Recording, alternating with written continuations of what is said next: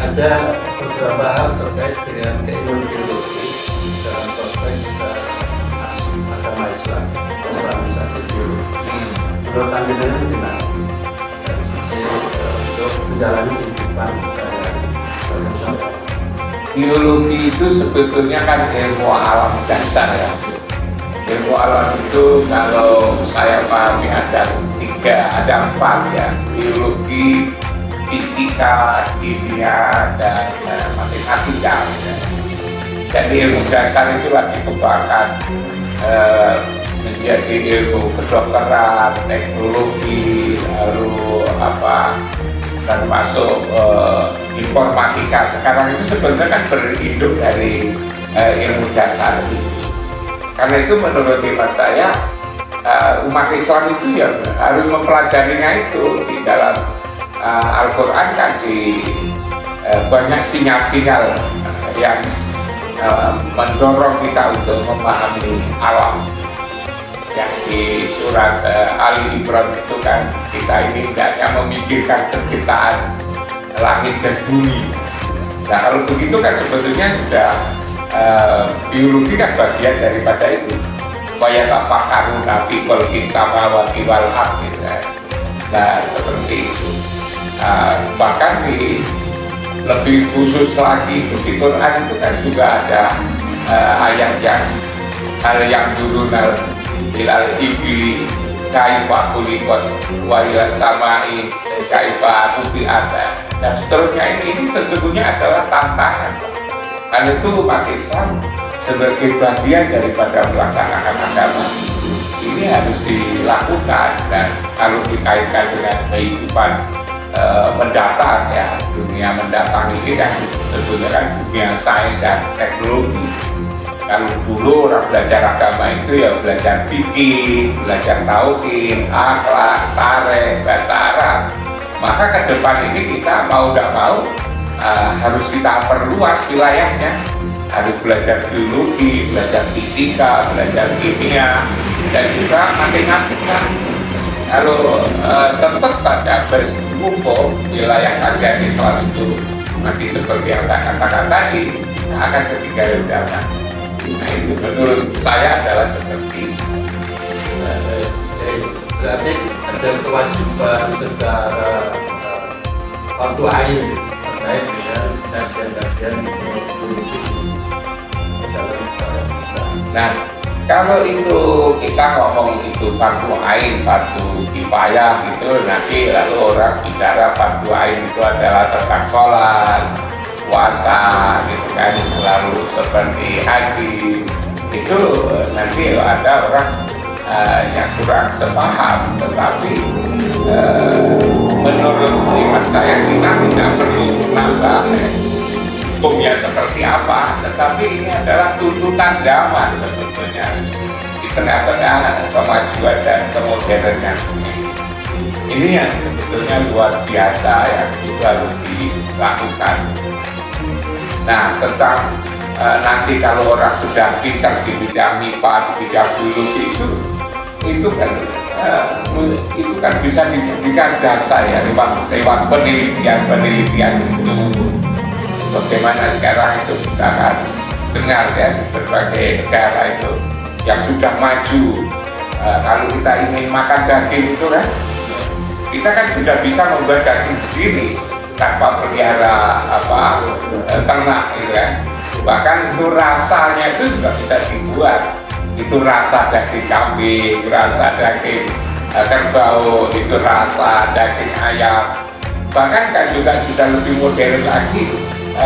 Antara rasa di kakinya, apakah itu daging itu kan lehernya itu kan sudah bisa dibuat gitu kan.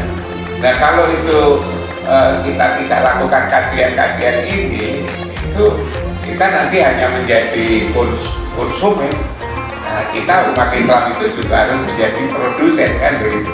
Ya artinya ada perkembangan teknologi dan teknologi seperti ada target tanpa harus ternak. Itu harus diikuti dengan kajian-kajian kontemporer.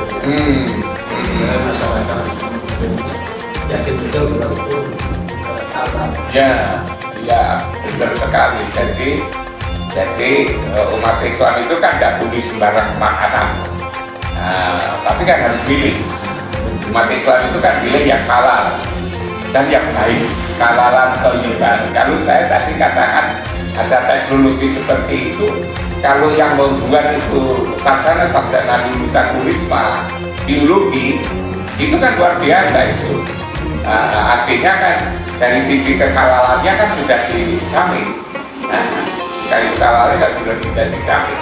Saya sarjana dan saya yang terserang tahun itu sudah ratusan tahun yang lalu. Cuman dalam perkembangan zaman modern ini belum nampak kalau selain berkuliah dan mereka memulainya.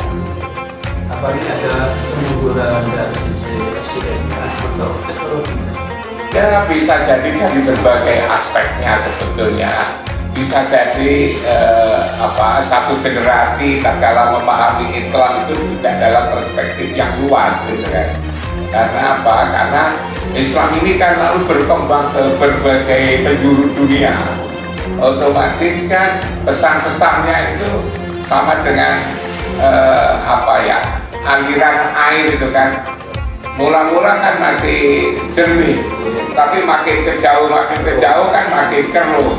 Itu kan kecampuran dengan berbagai macam aspek dan yang orang lalu mengira akhirnya mengira kalau dulu Islam itu digambarkan sebagai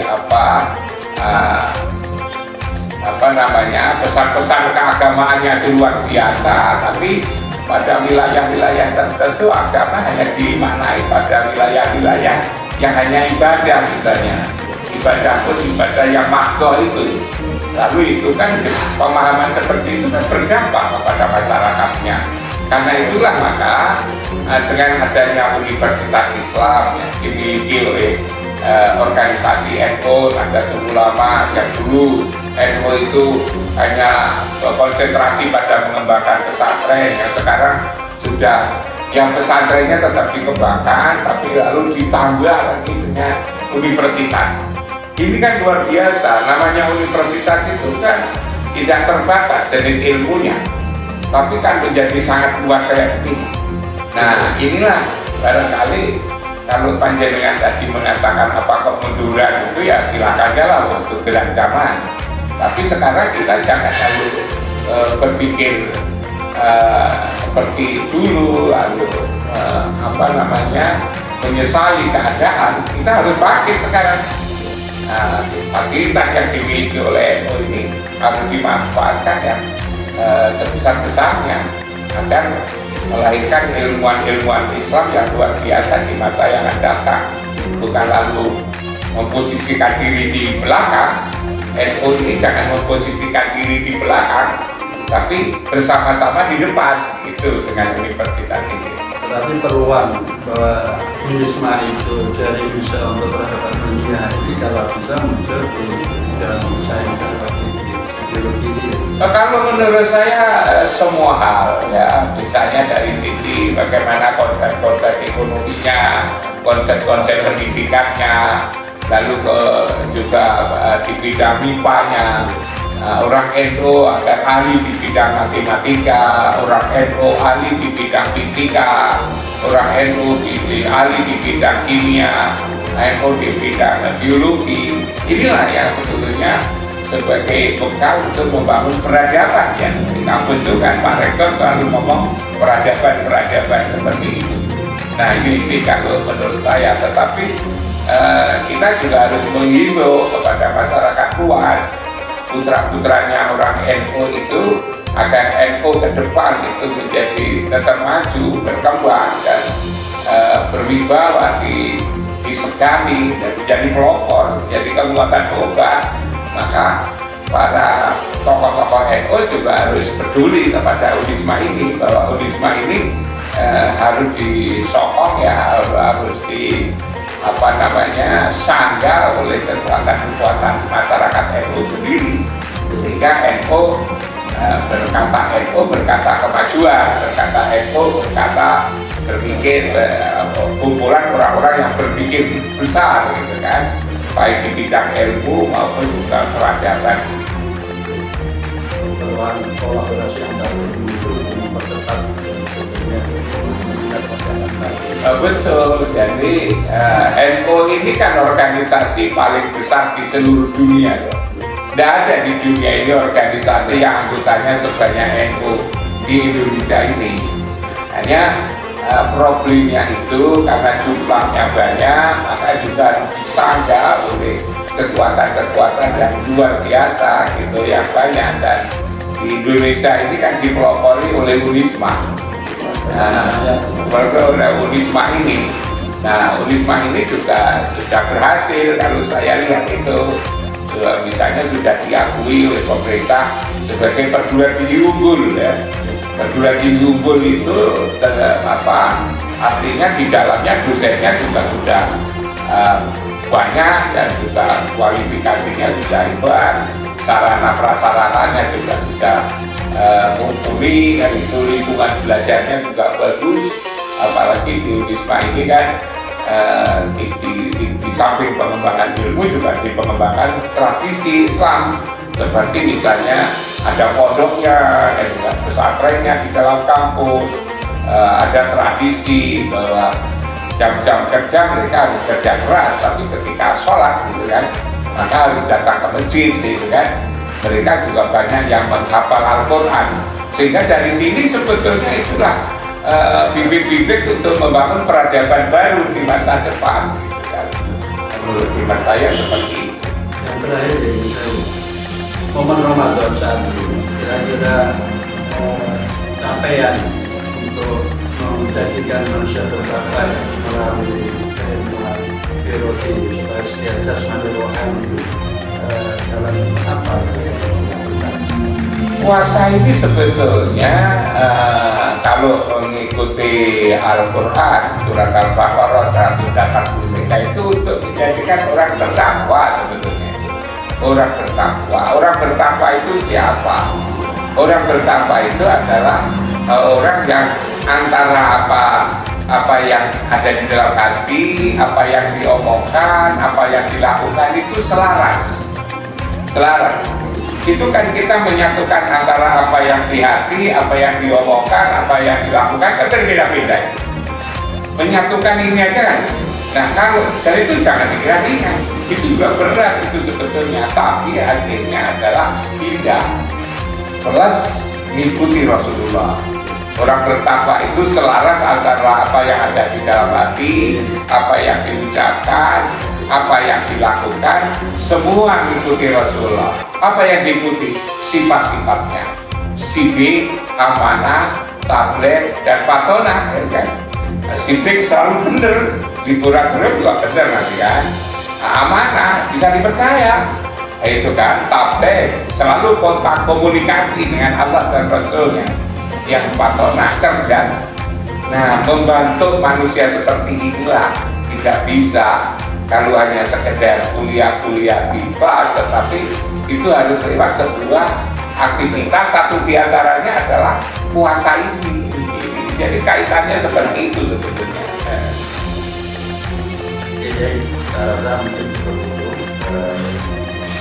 disampaikan dan diharapkan semoga kita biologi harapannya muncul presiden baru, tatanan baru, tokoh-tokoh baru yang betul-betul mengerti sesuai dengan kebutuhan masyarakat.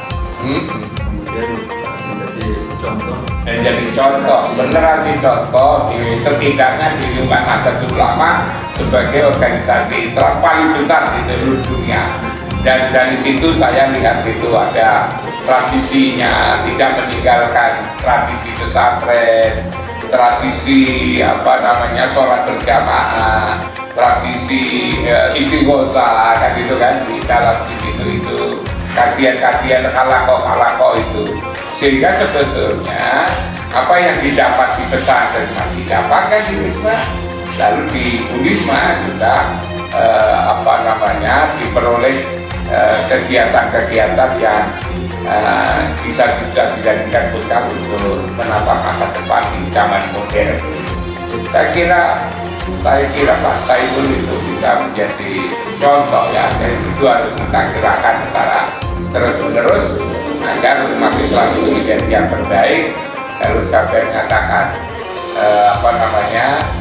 seperti yang telah dicapai oleh umat tokoh-tokoh umat dulu lewat Bumisma ini bisa menyelesaikan masalah. Terima kasih Pak Saiful. Assalamualaikum warahmatullahi wabarakatuh. Ya, terima kasih untuk pemerintah. Semoga